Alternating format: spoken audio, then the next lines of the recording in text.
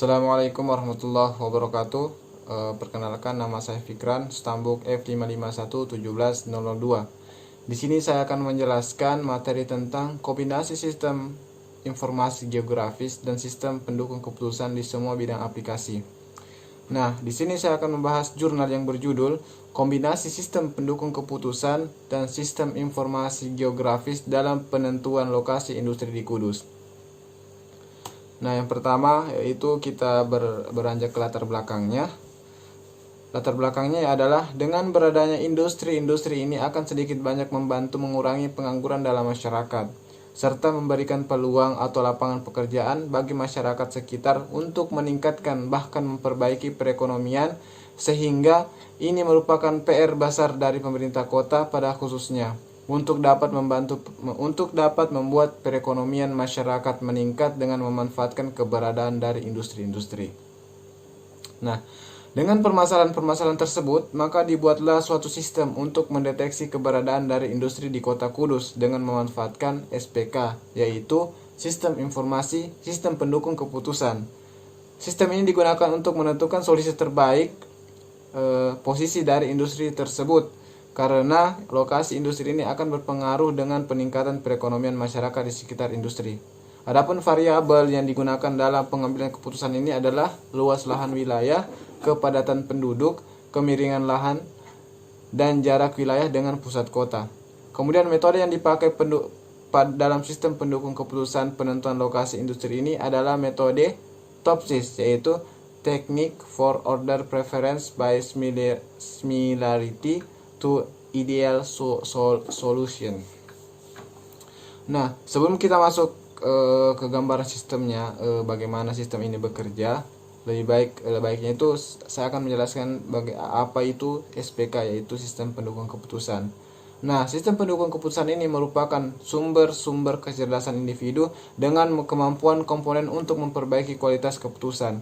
Sistem pendukung keputusan juga merupakan sistem informasi berbasis komputer untuk manajemen pengambilan keputusan yang menangani masalah-masalah semi terstruktur.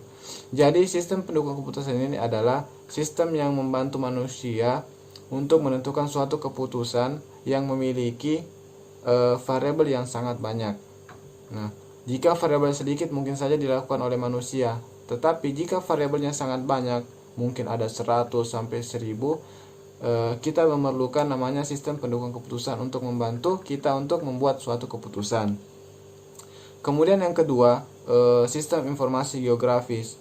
Sistem informasi geografis atau disingkat dengan SIG atau GIS, yaitu berbasis pemetaan dan geografi, yaitu alat untuk membantu manajemen berupa informasi berbantuan komputer yang terkait dengan sistem pemetaan dan analisis terhadap segala sesuatu,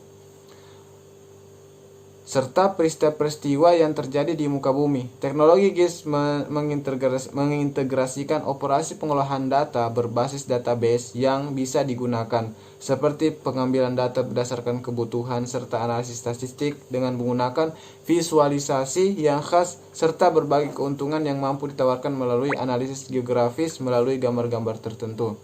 Nah, jadi sistem informasi geografis ini adalah sistem yang memberikan informasi tentang keadaan geografis suatu wilayah. Nah, informasinya itu berupa data spasial, data non-spasial, dan data-data yang terkait tentang geografis di suatu daerah tersebut. Baik, kita masuk ke gambaran sistem. Nah, di sini gambaran sistemnya ada 3 proses. Pertama, inputan yang ini. Nah, kemudian ada data manajemen manipulasi dan output. Nah, data inputnya yaitu berupa tabel, laporan, pengukuran lapangan, data digital lain, peta, tematik, topografi, dan lain-lain, citra satelit, foto udara, data lainnya. Ini merupakan komponen input dari aplikasi yang akan digunakan. Nah, ini penjelasannya. Kemudian setelah diinputkan beberapa item ini disimpan di database. Kemudian setelah disimpan di database, di retrieval, kemudian diproses sehingga menghasilkan outputnya outputnya ini yaitu berupa peta, tabel, laporan, dan informasi digital, yaitu soft copy. Nah, semua ini dikerjakan dalam suatu sistem. Nah, jadi ada data inputnya, ada data manajemen dan manipulasinya, dan ada outputnya. Nah, ini adalah sedikit gambaran sistem dari jurnal ini. Kemudian kita masuk metodologi penelitian. Nah, metodologi penelitian yang digunakan pada jurnal ini yaitu metode Topsis yang sudah saya sebutkan sebelumnya. Nah, di sini saya akan menjelaskan sedikit itu apa itu metode Topsis. Nah, Topsis adalah salah satu metode yang bisa membantu proses pengambilan keputusan yang optimal untuk menyelesaikan masalah keputusan secara praktis. Hal ini disebabkan karena konsepnya sederhana dan mudah dipahami, komputasinya efisien, dan memiliki kemampuan untuk mengukur kinerja relatif dari alternatif-alternatif keputusan dalam bentuk matematis sederhana. Nah, jadi metode Topsis ini merupakan metode yang memiliki banyak sekali variabel. Maksudnya, untuk mengambil sebuah keputusan, metode ini menggunakan banyak sekali variabel, bukan hanya satu variabel.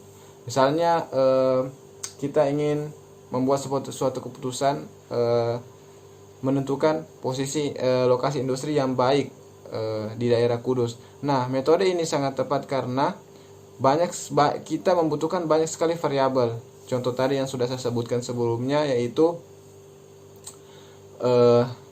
pertama jarak terdekat, kemudian luas wilayah, jarak dari kota, kemiringan lahan, dan lain-lain. Beda dengan ketika kita menggunakan metode yang lain, hanya menggunakan satu variabel saja. Misalnya kita ingin mencari jalur terpendek. Nah, kita pasti kita hanya memerlukan satu variabel yaitu jarak dari titik A ke titik B, mana yang paling pendek, kemudian dibandingkan. Nah, itu metode selain Topsis. Nah, di sini secara umum prosedur Topsis mengikuti langkah-langkah sebagai berikut. Yang pertama itu menentukan matriks keputusan yang ternormalisasi. Nah, jadi kemudian yang kedua yaitu menghitung matriks keputusan ternormalisasi yang terbobot. Kemudian yang ketiga menghitung matriks solusi ideal, positif, dan negatif. Kemudian menghitung jarak antara nilai setiap alternatif dengan matriks solusi ideal, positif, dan negatif. Kemudian menghitung nilai preventif untuk setiap alternatif. Nah, jadi kelima proses ini merupakan langkah-langkah dari Topsis untuk menghasilkan sebuah keputusan yang baik untuk menentukan posisi industri yang baik di Kota Kudus. Nah, di sini adalah konsep sistemnya. Di sini ada dua pengguna, bisa kita lihat di sini ada user, pelaku industri, dan admin. Nah, admin memasukkan data ke server. Kemudian server menyimpan ke database dan server saling bertukar data. Kemudian user atau pelaku industri mengirimkan saran kritik dan pertanyaan ke server. Kemudian server lagi bertukar data dengan database. Kemudian menghasilkan output sebuah dashboard pemetaan lokasi.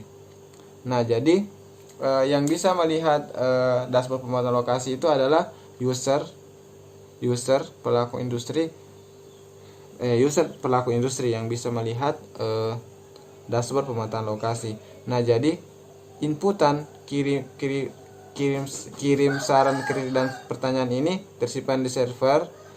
Admin mengentry data, masukkan data, tersimpan di server. Kemudian server memprosesnya ke dalam database. Kemudian terjadi pertukaran data di sini, sehingga outputnya yaitu menghasilkan dashboard pemetaan lokasi yang dapat dilihat oleh user sebagai pelaku industri.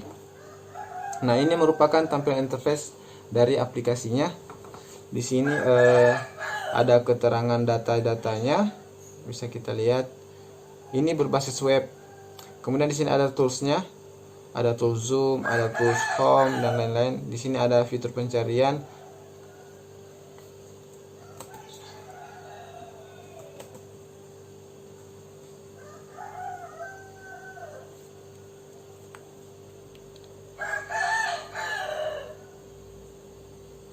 Di sini ada fitur pencarian dan di sini ada fitur skala. Nah, ini yang dimaksud tadi adalah sebuah dashboard pemetaan lokasi. Nah, ini adalah pemetaan lokasi dari Kabupaten Kudus tahun 2014 tahun 2015. bisa kita lihat di tampilannya. Oke, mungkin hanya itu bisa saya jelaskan dari jurnal yang telah saya pelajari. Terus sumber dari jurnal tersebut yaitu penulisnya Alif Catur Murti, Fakultas Teknik Program Studi Teknik Informatika Universitas Muria Kudus, dan Nur Yulita Dwi Setianingsih, Fakultas Teknik Program Studi Teknik Elektro Universitas Muria Kudus. Terima kasih. Assalamualaikum warahmatullahi wabarakatuh.